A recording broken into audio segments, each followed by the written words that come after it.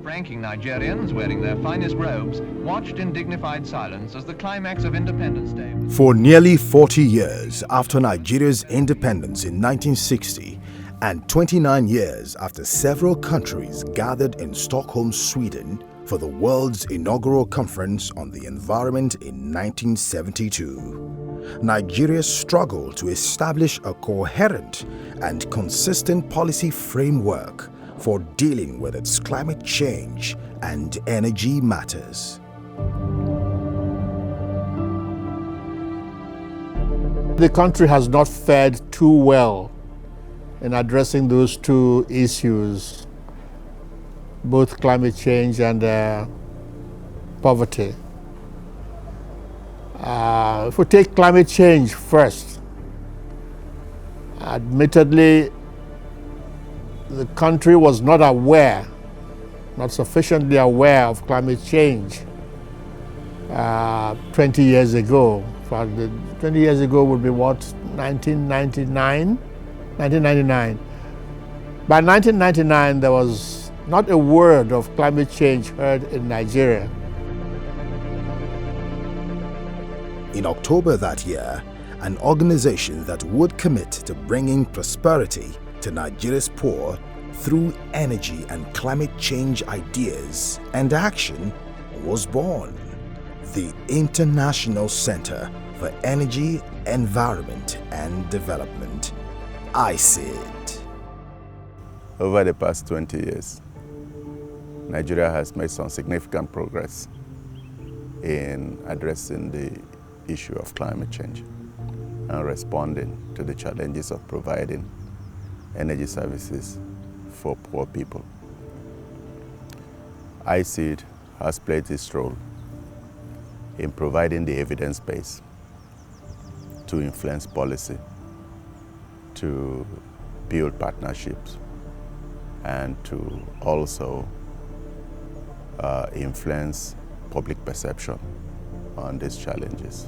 I came across ICED between 15 and 18 years ago, and I mean, if I'm not being too patronizing, I think they have done extremely well, especially when it comes to advocacy and sensitization, apart from the projects that they have also indulged in, like clean energy and the rest of it. You go online, if you're looking for data, you hardly find any government data on household energy or household poverty, energy poverty. But you have such data, and the moment you go down, you see ICED is there. In the last 2 decades, ICED has become a leading source of information and analysis on sustainable development, building some of the most influential partnerships for addressing the climate crisis in Nigeria and helping to fashion Nigeria's positions on international climate negotiations, as well as designing the Renewable Energy Master Plan.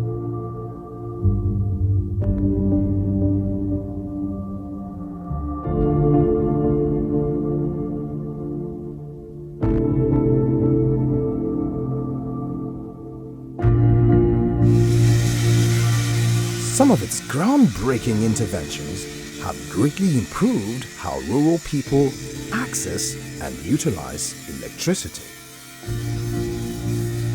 Currently, we have about 30 million households who do not have access to clean cooking. These are dirty fuels that are harmful to their health. It also contributes harmful gases that result to climate change. At the same time, we have over 20 million households who are not connected to the national grid. So poverty in access to energy services is something that is very prevalent in our country. In 2001, ICED's partnership with the World Bank produced the first ever rural electrification strategy for Nigeria. ICED has invested so much of its money and its talent and has built so much capacity in terms of particularly access to energy for the poor. And it is the kind of statistics and the investment they do, particularly in the generation of data that will inform policy and inspire good decisions. I think not many institutions have invested that kind of resources to it. Organizations like iSeed help create the much needed awareness. iSeed help to engage the rural communities as well as financiers to help them really understand the importance of these cleaner and greener technologies in providing access to power. They also play a key role in facilitating relationships between key stakeholders such as the government, the rural communities who will be the beneficiaries, NGOs, financiers, and so on. In order to have efficient cooking stoves, organizations like iSeed have played a very major role. We collaborated, we were able to get an equipment that we used to test various designs of improved fuel cook stoves, and therefore that will be made available to communities and individuals.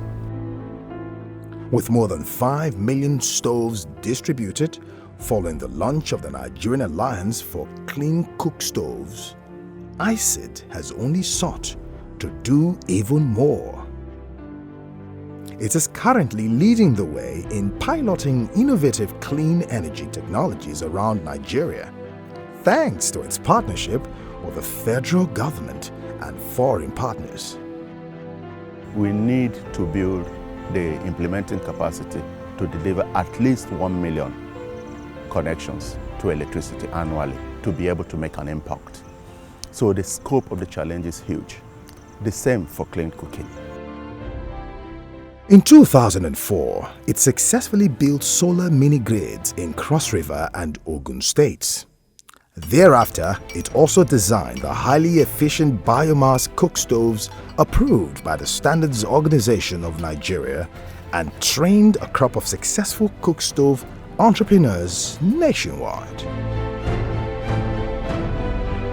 iSeed also joined forces with the Food and Agricultural Organization and other partners on the Safe Access to Fuels and Energy project to help populations in the Northeast affected by terrorist violence access sustainable energy. A robust profile of project footprints in more than half of all the states in the Federation continues to be built with important offices in Abuja, Afikpo, Maiduguri, Kano and Katsina. iSeed's story, which began in 1999, is a journey of 20 years, 1 year shy of its target date for the delivery of clean cooking and lighting solutions to 1 million people in northeastern Nigeria. But for an organization that has built some of the most important partnerships on climate change and renewable energy, including the Nigeria Climate Action Network and the Nigerian Alliance for Clean Cook Stoves, it is the moment to think through what has been done in 2 decades. It makes me feel quite happy that some of the visions that we had 20 years ago are coming to fruition. Today, climate change is squarely on the national agenda. There is more awareness on these issues. The research that we have produced has helped in developing national policies. It has helped also in building national positions on international climate negotiations. We're also happy that we put the issue of clean cooking on the national agenda. That wasn't there before. And attempt to define how it would evolve in another 20 years. iSeed will play its part in building stronger partnerships to ensure that the issue of renewable energy, broader energy access issues are squarely on the national agenda. The new technologies will make this simpler to achieve and that new partnerships, will result out of this. That's the purpose its 20th anniversary colloquium will seek to achieve.